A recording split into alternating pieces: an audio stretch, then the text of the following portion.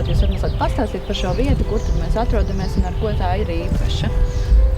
Mēs atrodamies pavisam netālu no Rīgas, tikai 35 minūšu braucienā. Vēl šitie tādi dižkoku kandidāti. Latvija ir Eiropas dižkoku valsts. Ar savu koku bagātību esam otrajā aiz Lielbritānijas.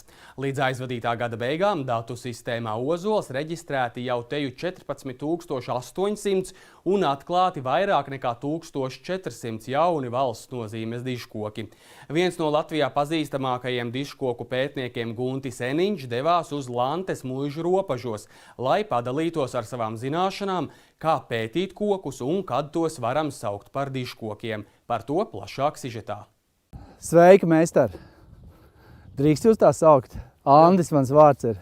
Andis Pikāns jau 4 gadus rūpējās par Lantes muižu, kas atrodas tikai 35 minūšu attālumā no Rīgas. Tā reize piederējusi baronam Džeimam van Folfam, vēlāk Brangam ar ģimeni. Muižu pazīstam ar kritušo dižozoli, ko 1970. gadu sākumā Staņislavs Saliņš, kur uzskata par dižkoku tēvu, bija izmērījis un nofiksējis.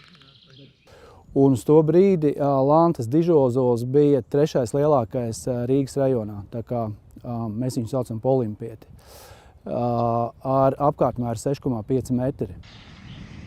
Netālu no tā atrodas 350 metrus garā Barona aleja, un viena no versijām ir, ka tā stādīta reizē ar Lantes muižas būvniecību.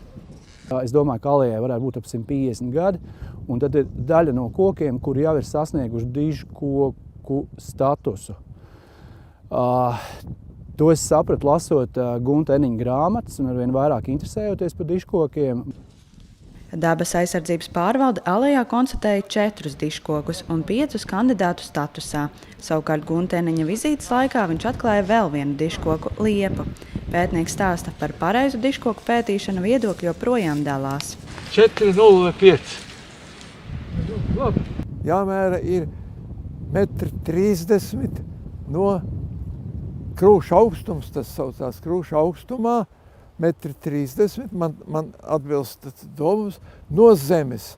Nevis tā kā tagad ir saputrots, ministrijā tur ir kaut kāds stulbums vai nekā uzrakstīts no sakņu kakla. Nu, Eiropā nemēra, no saka, redziet, tas jau palikšu dinamisks, tas ir kaitniecisks.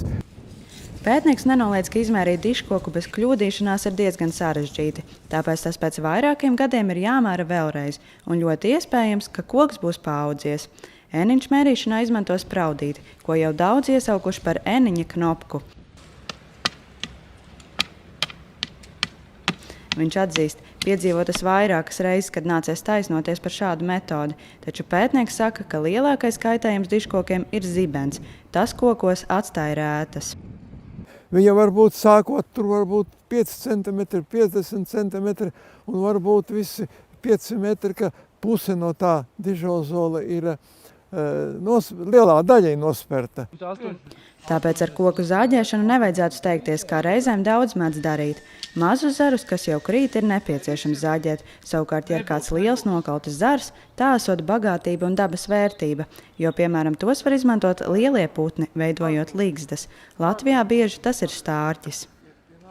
Stārķim jāpavada ir dienas lielākā daļa, tīrot savas spalvas, un tas stārķis tupēs uz zemes, uz akmeņa arī ne, viņš to dara kokā.